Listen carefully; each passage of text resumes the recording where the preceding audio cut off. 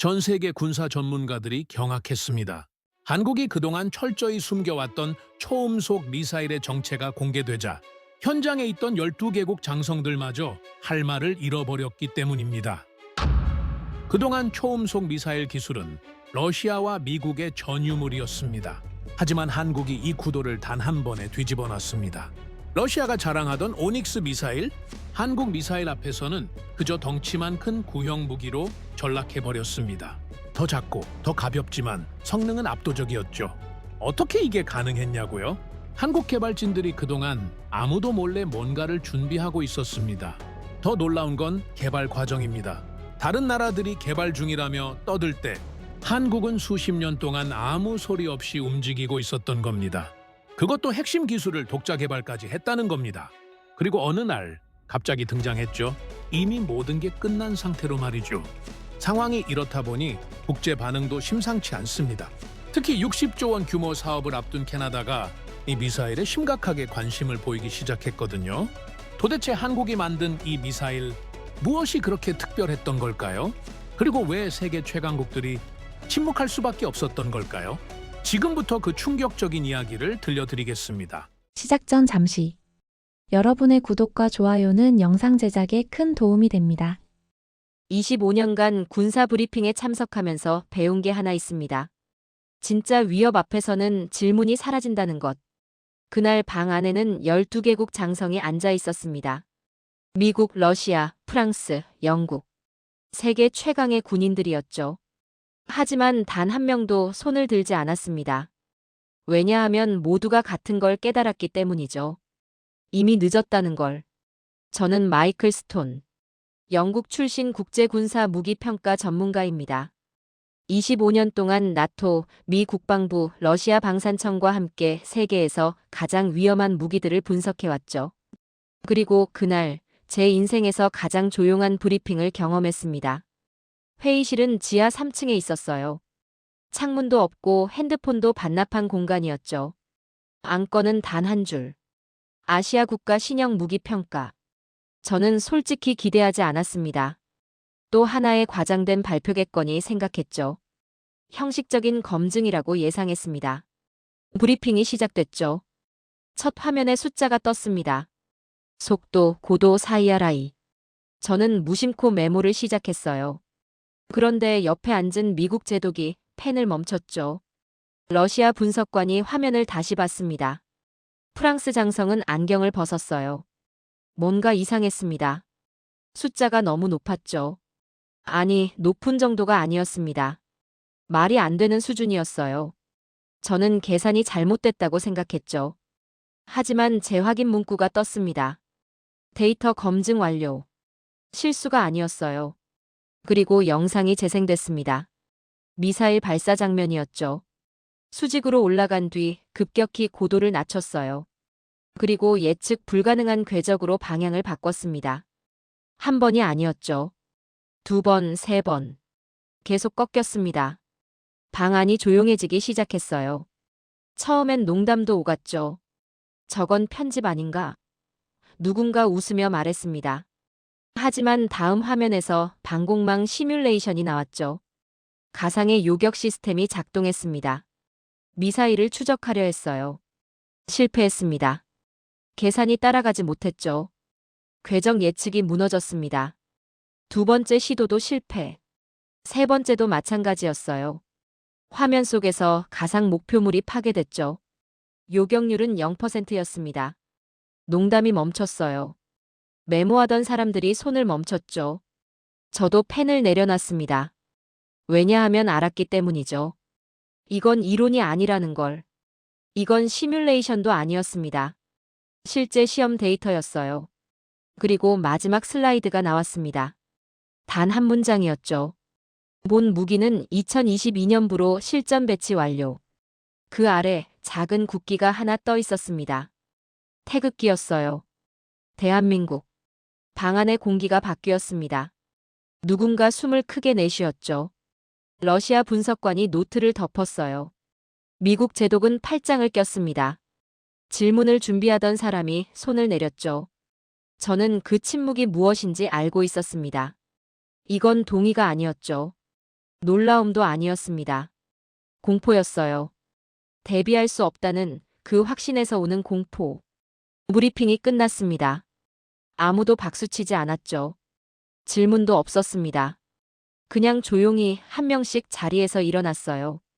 복도로 나가는 발소리만 들렸죠. 저는 그날 하나를 확신했습니다. 세계가 지금 뒤늦게 따라오고 있다는 것. 그리고 한국은 이미 다음을 준비하고 있다는 것. 브리핑이 끝난 뒤 저는 곧바로 내부 회의실로 들어갔습니다. 나토 분석팀, 미국 국방부 평가단, 그리고 러시아 무기 전문가까지 모두가 같은 표정이었죠. 이건 말이 안 된다는 얼굴이었습니다. 회의는 조용하게 시작됐어요. 누군가 먼저 입을 열었죠. 다시 계산해 봅시다. 러시아 분석관이었습니다. 분명 어딘가 오류가 있을 겁니다. 저도 그렇게 믿고 싶었어요. 하지만 숫자는 바뀌지 않았습니다. 우리는 기존 기준으로 재분석을 시작했죠. 러시아의 오닉스 미사일, 중국의 이글 스트라이크. 이 두 무기가 아시아 최강이라고 생각했습니다. 당연히 한국 무기도 이 범주 안에 있을 거라 예상했죠. 하지만 비교표를 만드는 순간 문제가 보이기 시작했어요. 크기는 더 작았습니다. 중량도 가벼웠죠. 그런데 사거리는 550km. 오닉스보다 길었어요. 기동성은 비교 자체가 불가능했습니다. 이건 개량이 아닙니다. 미국 평가단 책임자가 말했죠. 세대 차이입니다. 그 말에 방안이 다시 조용해졌어요. 세대 차이라는 건 기술 격차를 의미했습니다. 따라잡을 수 없다는 뜻이었죠. 저는 엔진 구조 분석에 집중했습니다. 램제트 방식이라는 건 명확했어요. 하지만 문제는 그 다음이었죠. 램제트 엔진은 세계에서 몇 개국만 다룰 수 있는 기술입니다. 그것도 대부분 외부 기술을 참고하거나 공동 개발로 만들어진 것들이었어요. 우리는 혹시 모를 기술 이전 가능성을 검토했죠. 미국 기술? 아니었습니다. 유럽 설계? 흔적이 없었어요. 러시아 엔진 구조? 완전히 달랐죠. 설계 방식 자체가 독립적이었습니다. 이건 복제가 아닙니다. 제가 말했어요. 완전히 다른 접근법입니다. 그 순간 러시아 분석관이 고개를 끄덕였죠. 동의합니다. 이건 자체 개발입니다. 그럼 언제부터였을까요? 우리는 개발 연표를 추적하기 시작했습니다. 공개된 자료를 뒤졌죠. 그리고 놀라운 사실을 발견했어요. 시작 시점이 1990년대였습니다. 거의 30년 전이었죠. 30년 동안 이 나라는 조용히 개발했습니다. 과장하지 않았어요. 선전하지도 않았죠. 그냥 묵묵히 완성했습니다. 그리고 2022년 실전 배치를 완료했어요. 세계가 알기도 전에. 저는 그 순간 제 자신에게 화가 났습니다. 우리는 왜 이 나라를 제외했나? 한국은 우리의 분석표에 없었어요. 신흥국 카테고리에도 제대로 들어가지 않았죠. 우리는 한국을 따라가는 나라로 분류했습니다. 하지만 틀렸어요. 한국은 따라가지 않았습니다. 혼자서 달렸죠. 우리가 보지 않는 사이에 이미 앞서 있었습니다. 미국 평가단 책임자가 말했어요. 이건 단순한 무기가 아닙니다. 그가 화면을 가리켰죠. 이건 국가 전략의 결과입니다. 맞는 말이었습니다. 30년간 침묵하며 완성한 무기. 이건 우연이 아니었어요. 회의가 끝날 무렵 저는 하나를 깨달았습니다. 우리가 실패한 건 기술 분석이 아니었어요. 태도였습니다. 우리는 한국을 계산해서 제외했죠. 아니, 제외한 게 아니라 지웠습니다. 조용한 개발은 무능이 아니었습니다. 제가 말했어요. 전략이었죠. 러시아 분석관이 고개를 들었습니다. 그리고 우리는 그 전략을 놓쳤습니다. 저는 그날 밤 노트에 한 줄을 적었습니다. 한국은 갑자기 등장하지 않았다. 우리가 계산표에서 지워놨을 뿐이다. 그리고 그 아래 작게 덧붙였죠. 이제 세계가 다시 계산할 차례다. 다음 날 저는 엔진 분석에 집중했습니다. 램제트. 이 단어가 계속 머릿속을 맴돌았죠. 왜냐하면 이건 단순한 엔진이 아니기 때문입니다. 램제트는 미사일의 심장이에요. 램제트 엔진은 이론적으로는 단순합니다. 공기를 빨아들여서 연료와 섞고 폭발시키는 거죠. 하지만 실제로 만드는 건 완전히 다른 문제예요. 초음 속으로 날아가는 미사일 안에서 공기 흐름을 안정시켜야 합니다. 연소실 온도는 수천 도를 넘어가죠. 대부분의 나라가 이 지점에서 포기했습니다. 미국도 수십 년 걸렸어요. 러시아는 여러 번 실패했죠. 유럽은 공동 개발로 겨우 완성했습니다. 그런데 한국은 혼자 해냈어요. 저는 설계 구조를 분석하기 시작했습니다. 흡입구 형태, 연소실 배치, 열 분산 방식. 하나하나 뜯어봤죠. 그리고 놀라운 걸 발견했습니다. 기존 어떤 램제트와도 달랐어요. 미국 방식은 안정성에 집중합니다. 러시아는 출력을 우선시하죠. 유럽은 효율성을 택했어요. 그런데 한국 설계는 세 가지를 전부 해결했습니다. 어떻게 가능했을까요? 이건 복제가 아닙니다. 제가 다시 한번 확인했어요. 완전히 독자적인 접근법입니다.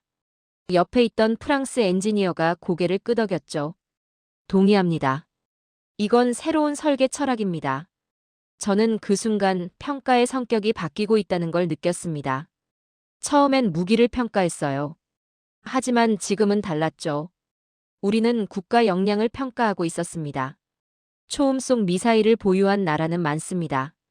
중국도 있고 러시아도 있죠. 하지만 램제트 엔진을 독자 개발한 나라는 손에 꼽습니다. 미국, 러시아, 프랑스. 그리고 이제 한국이 추가됐어요. 이건 단순히 무기 하나를 만든 게 아닙니다. 미국 엔지니어가 말했죠. 산업 전체의 수준을 증명한 겁니다. 맞는 말이었어요. 램제트를 만들려면 재료공학, 유체역학, 연력학, 제어공학이 전부 필요합니다. 한 분야라도 부족하면 불가능하죠. 저는 한국의 방산 역사를 다시 들여다봤습니다. 1970년대, 이 나라는 소총도 제대로 못 만들었어요. 1980년대엔 전차를 조립했죠. 외국 부품으로요. 1990년대 들어서 자체 설계를 시작했습니다. 그리고 2020년대, 램제트 엔진을 독자 완성했어요.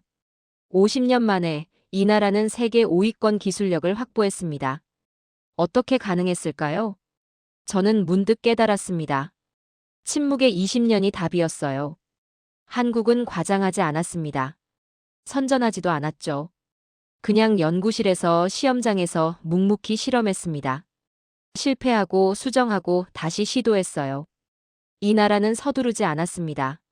제가 말했죠. 완성할 때까지 기다렸어요. 러시아 분석관이 씁쓸하게 웃었습니다. 우리는 매번 발표부터 했는데 말이죠. 회의실 분위기가 무거워졌어요. 왜냐하면 모두가 같은 생각을 하고 있었기 때문입니다. 우리가 놓친 게 뭘까? 기술이 아니었어요. 태도였습니다. 한국은 보여주기 위해 개발하지 않았죠. 완성하기 위해 개발했습니다. 저는 그날 확신했습니다. 이건 단일 무기가 아닙니다. 제가 노트에 적었어요. 질서를 바꾸는 신호입니다. 램제트를 독자 완성했다는 건 다음 세대 무기도 가능하다는 의미였죠. 미국 평가단 책임자가 조용히 말했습니다. 이 지점부터 비교는 의미가 없어집니다. 그가 화면을 껐어요. 한국은 이미 다음 단계로 넘어갔을 겁니다. 저는 그 말에 동의했습니다. 그리고 확신했죠. 세계가 곧 알게 될 거라고. 한국이 어디까지 갈 수 있는지. 사흘 뒤 내부 반발이 시작됐습니다. 나토 평가단 일부 장성들이었죠. 이건 과장입니다. 한 영국 장성이 말했어요. 한국이 이 정도 기술을 가졌을 리 없습니다. 저는 그 말을 듣는 순간 익숙한 느낌을 받았습니다. 믿고 싶지 않을 때 사람은 논리를 찾죠. 그리고 그 논리는 대부분 부정으로 시작합니다. 데이터가 편집됐을 가능성이 있습니다. 프랑스 분석관이 거들었어요. 시험 환경도 통제됐을 겁니다. 미국 평가단 일부도 고개를 끄덕였죠. 단발성 성공일 수 있습니다. 단발성 성공. 이 단어가 회의실을 지배하기 시작했습니다. 한 번 잘된 시험일 뿐이다. 이 프레임이 퍼져나갔죠. 저는 그들의 눈빛을 봤습니다.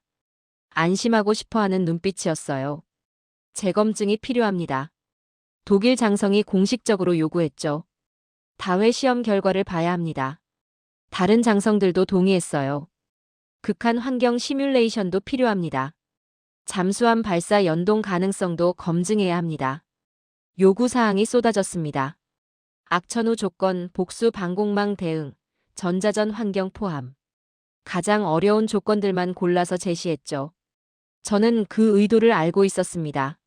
실패를 기대하는 거예요. 한국 측에 공식 문서가 전달됐습니다. 추가 데이터 요청이었죠. 저는 그들의 반응을 궁금해했어요. 반박할까? 해명할까? 아니면 추가 시험을 제안할까? 일주일 뒤 답변이 왔습니다. 단 3줄이었어요. 요청하신 자료는 이미 제출했습니다. 추가 검증이 필요하시면 기존 데이터를 재분석하시기 바랍니다. 감사합니다. 회의실이 술렁이었습니다. 이게 뭡니까? 영국 장성이 화를 냈죠. 우리가 추가 자료를 요청했는데 이미 제출했다고요? 프랑스 분석관도 당황했어요. 설명도 없이 끝입니까? 저는 그 답변을 보는 순간 불길한 느낌을 받았습니다. 이건 자신감이 아니었어요. 확신이었죠. 과장하는 쪽은 늘 말을 많이 합니다. 설명하고 해명하고 강조하죠. 하지만 진짜는 다릅니다. 그냥 기다려요. 이상합니다. 제가 말했죠. 왜 이렇게 차분할까요? 러시아 분석관이 고개를 끄덕였습니다. 동의합니다. 보통은 더 설명하려고 하죠. 미국 평가단 책임자가 조용히 말했어요. 설명하지 않는 건 2가지 이유입니다. 그가 잠시 멈췄죠. 자신이 없거나 아니면 설명할 필요가 없거나. 저는 그 말에 동의했습니다. 그리고 직감적으로 알았어요. 한국은 후자였죠. 설명할 필요가 없다고 판단한 겁니다. 왜냐하면 데이터가 이미 모든 걸 말하고 있으니까요. 회의는 계속됐습니다. 반발하는 쪽은 더 많은 근거를 찾으려 했죠. 외부 기술 지원 가능성은요? 개발 기간이 너무 짧지 않습니까? 실전 배치가 정말 완료됐다는 증거는요? 하지만 하나하나 확인할수록 근거는 약해졌습니다. 외부 기술 흔적은 없었어요. 개발 기간은 30년이었죠. 실전 배치는 이미 공식 발표됐습니다. 이건 부정할 수 없습니다. 독일 엔지니어가 결국 인정했어요. 데이터는 명확합니다. 프랑스 분석관도 고개를 숙였죠. 저도 동의합니다. 저는 그날 밤 회의록을 정리하면서 한 줄을 적었습니다. 그들은 한국을 의심했지만 나는 침묵을 의심했다. 그리고 그 아래 작게 덧붙였어요. 과장된 무기는 떠들고 진짜 무기는 기다린다. 반발은 시작이었습니다. 마지막 저항이었죠. 하지만 저는 알고 있었어요. 이 저항도 곧 무너질 거라는 걸. 왜냐하면 다음 시험이 기다리고 있었으니까요.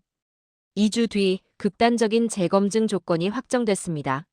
나토 평가단이 직접 설계한 시나리오였죠. 이 조건을 통과하면 인정하겠습니다. 영국 장성이 말했어요. 하지만 그의 눈빛은 달랐습니다. 통과 못할 거야 라고 말하고 있었죠.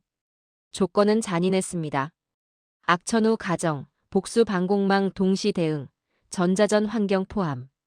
여기에 하나가 더 추가됐어요. 잠수함 연동 시나리오.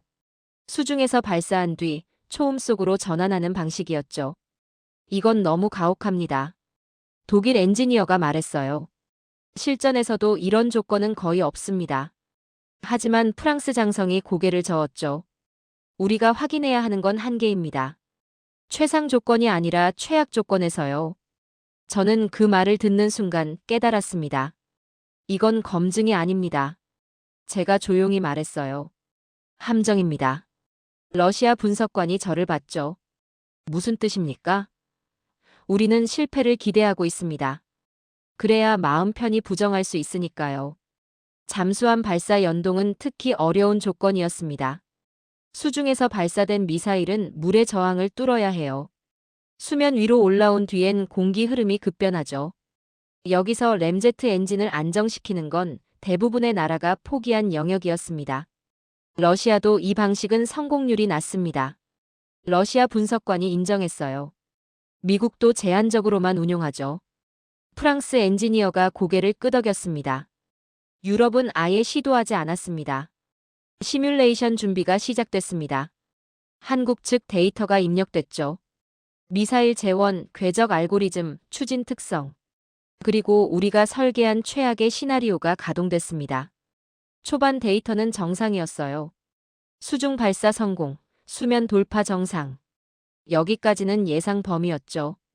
하지만 중반부터 이상한 일이 벌어지기 시작했습니다. 계산값이 이탈하기 시작한 거예요.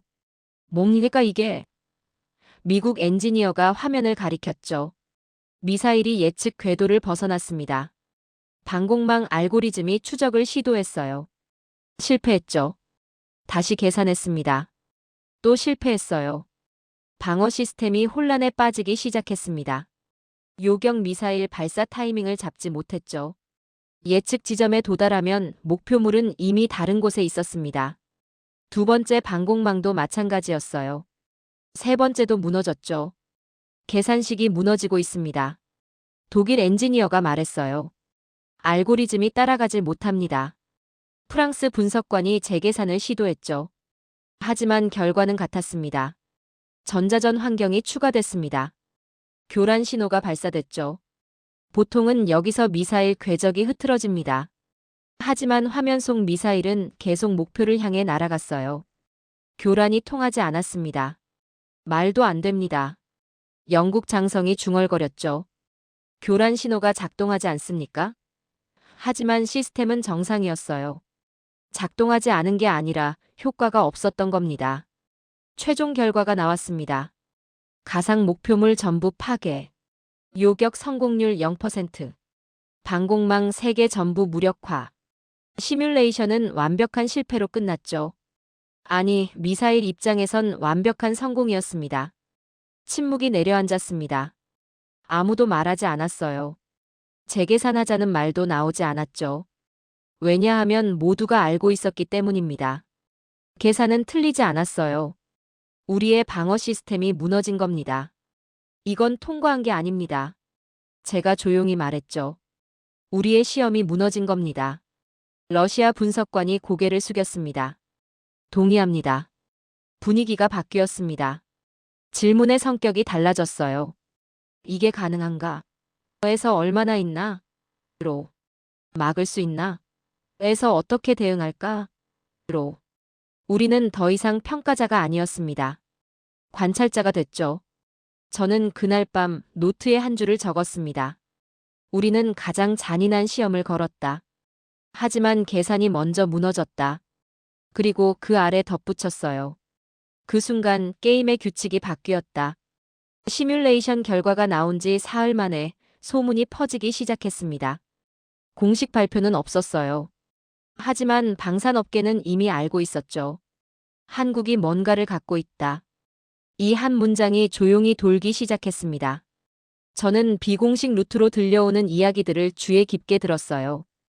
해군 전략 분석가들 사이에서 계산이 바뀌고 있었죠. 기존 방공망으론 부족합니다. 새로운 대응 체계가 필요해요. 이런 말들이 회의실 밖에서 오갔습니다. 가장 먼저 반응한 건 러시아였습니다. 공식적으론 아무 말도 하지 않았어요. 하지만 내부적으로 오닉스 미사일 가치 재평가가 시작됐죠. 우리가 최고라고 생각했는데 아니었습니다. 한 러시아 엔지니어가 조용히 말했어요. 중국도 움직이기 시작했습니다. 초음 속 미사일 전략 수정 조짐이 보였죠. 공개석상에선 여전히 자신감을 보였어요. 우리의 기술은 세계 최고입니다. 하지만 내부 보고서는 달랐습니다. 한국 변수를 고려해야 한다는 문장이 들어가기 시작했죠. 흥미로운 건 공식 부인이 오히려 많아졌다는 겁니다. 한국 미사일은 과장됐다. 실전 배치는 시기상조다. 검증되지 않은 기술이다.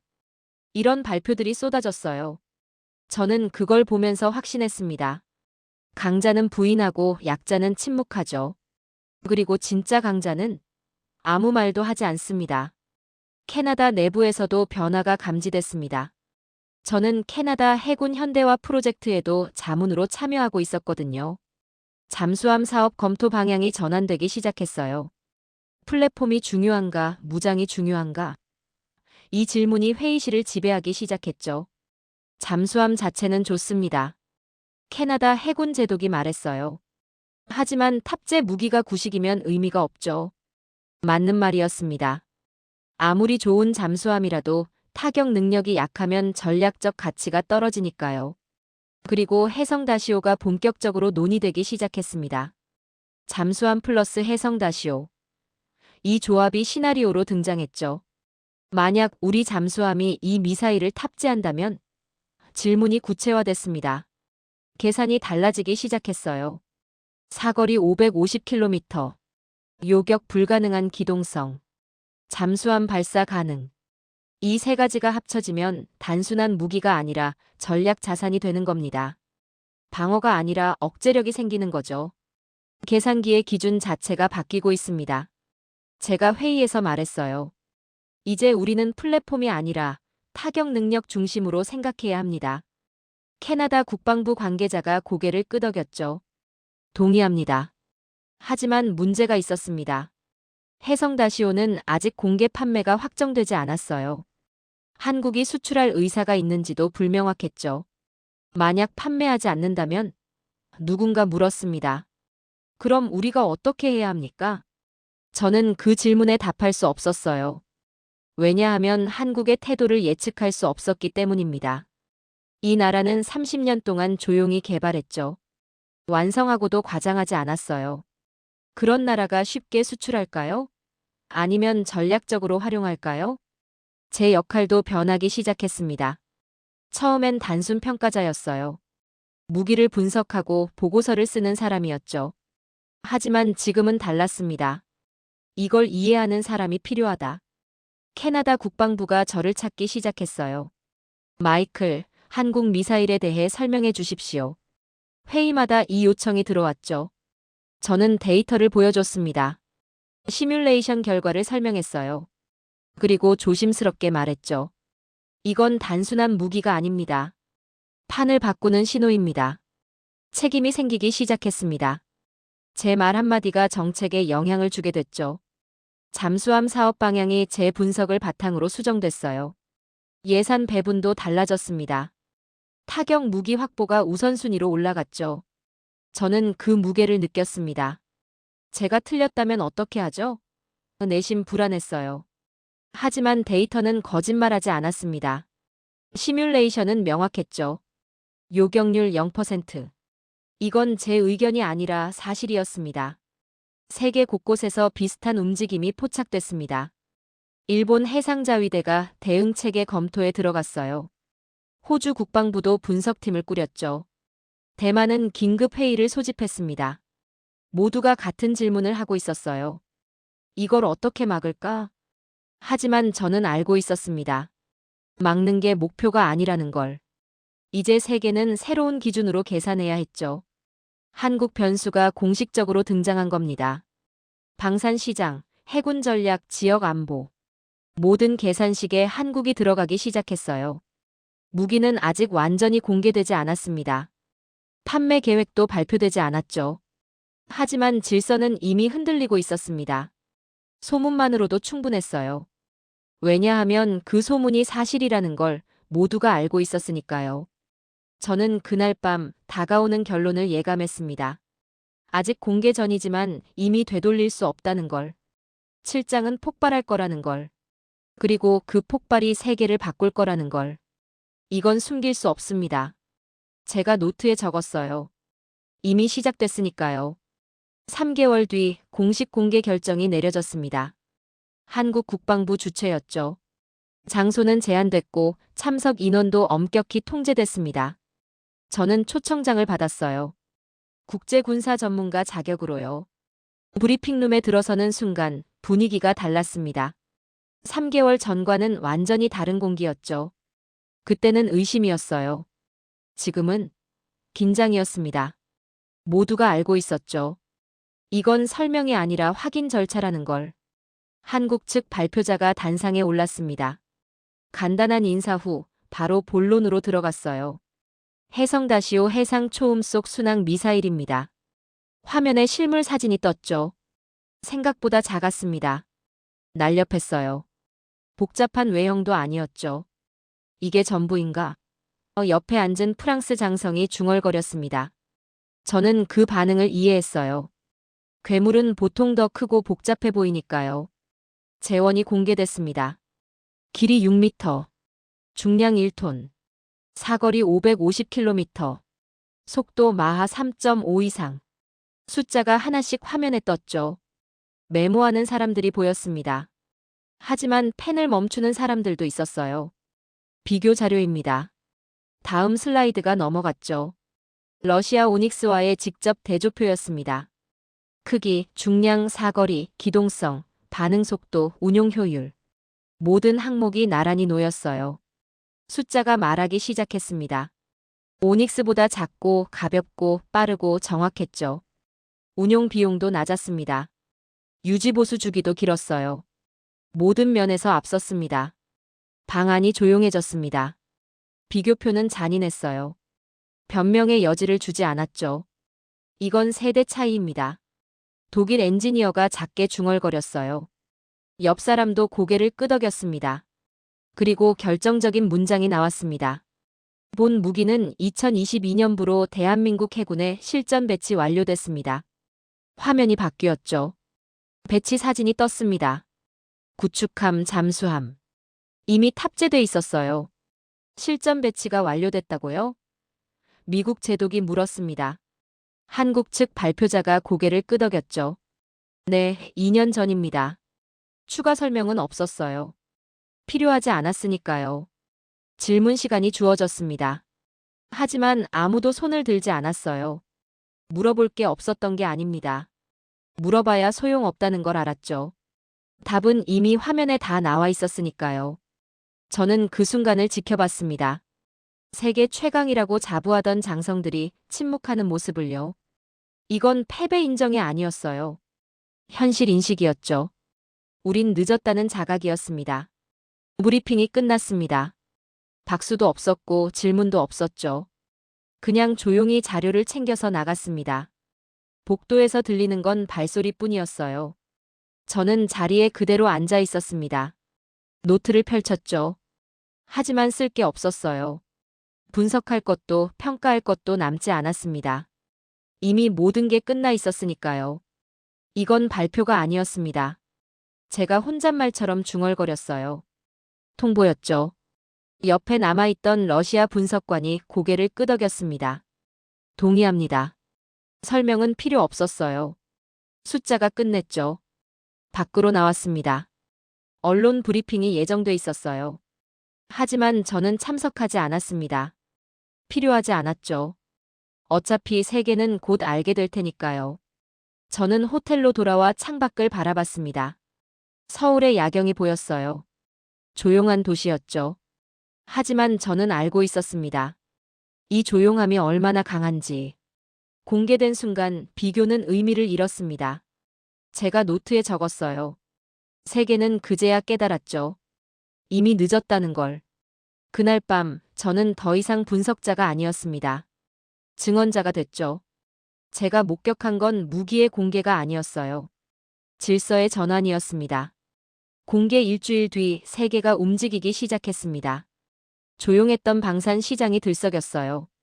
한국 변수가 공식 용어로 등장했죠. 이제 모든 계산식에 한국이 들어갔습니다.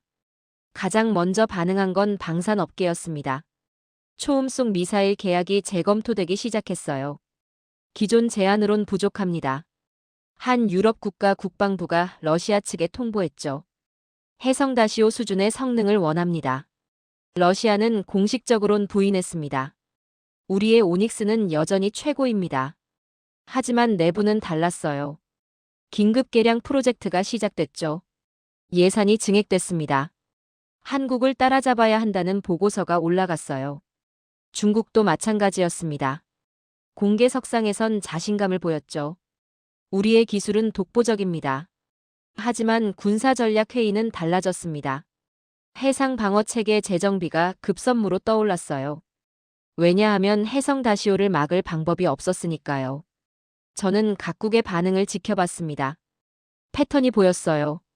공개적으론 부인하고 내부적으론 인정하는 거죠.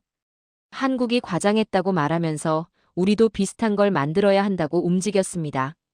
이 모순이 오히려 증거였어요. 해성다시오가 진짜라는 걸.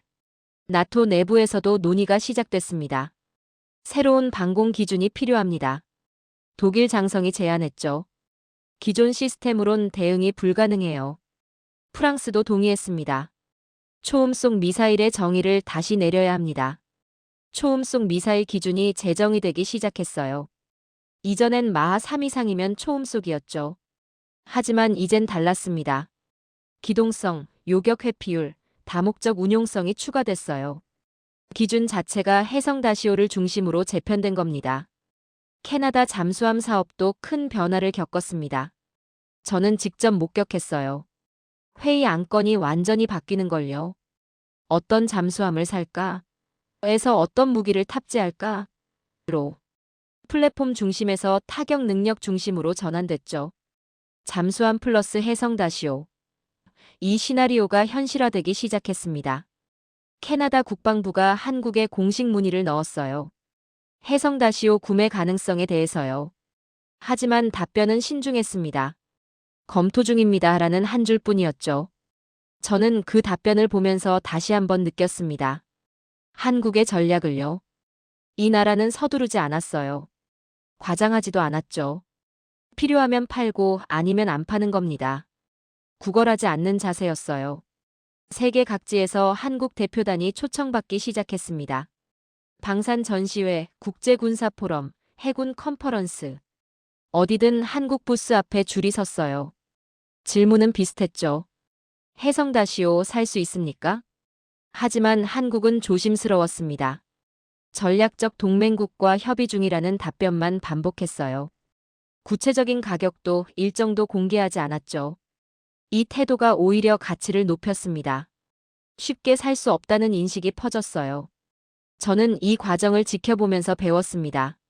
강자의 태도를요. 약한 무기는 떠듭니다. 홍보하고 할인하고 설득하죠. 하지만 강한 무기는 기다립니다. 오히려 구매자가 설득하게 만드는 거예요. 일본이 움직였습니다. 해상자위대가 대응체계 개발에 착수했어요. 해성다시오급 위협에 대비라는 프로젝트명이 붙었죠. 호주도 긴급 예산을 편성했습니다. 차세대 함대공 미사일 개발이었어요. 모두가 해성다시오를 기준으로 움직이기 시작했습니다. 저는 그 흐름을 보고서로 정리했습니다. 캐나다 국방부 요청이었죠. 한국 미사일이 지역 안보에 미치는 영향. 제목이었어요. 보고서를 쓰면서 깨달았습니다. 이건 단순한 무기 분석이 아니라는 걸. 한국은 이제 기준입니다. 제가 보고서에 썼어요. 세계는 한국을 중심으로 계산합니다. 방산 시장, 해군 전략, 지역 균형. 모든 영역에서 한국이 변수가 됐죠. 아니, 변수가 아니라 상수가 됐습니다. NATO 회의에 참석했을 때였습니다. 한 미국 제독이 저에게 물었어요. 한국은 어디까지 갈까요? 저는 잠시 생각했습니다. 그리고 답했죠.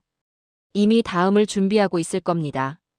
그 말에 제독이 씁쓸하게 웃었습니다. 우린 항상 한 발 늦군요. 맞는 말이었어요. 세계가 해성다시오를 분석할 때 한국은 이미 다음 세대를 설계하고 있을 테니까요. 한국의 태도는 일관됐습니다.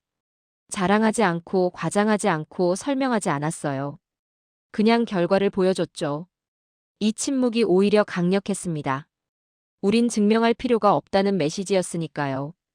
저는 어느 날 문득 깨달았습니다. 질서가 바뀌는 방식을요. 총성 없이, 선언 없이 조용히 바뀌는 겁니다.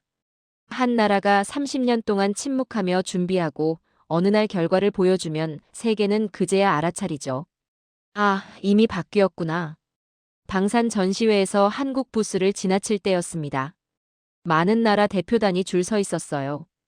질문하고 요청하고 설득하려 했죠. 하지만 한국 담당자는 여전히 조용했습니다. 검토하겠습니다만 반복했어요. 저는 그 모습을 보면서 확신했습니다. 강자는 소리 없이 움직인다는 걸. 한국은 이기고도 말하지 않았어요.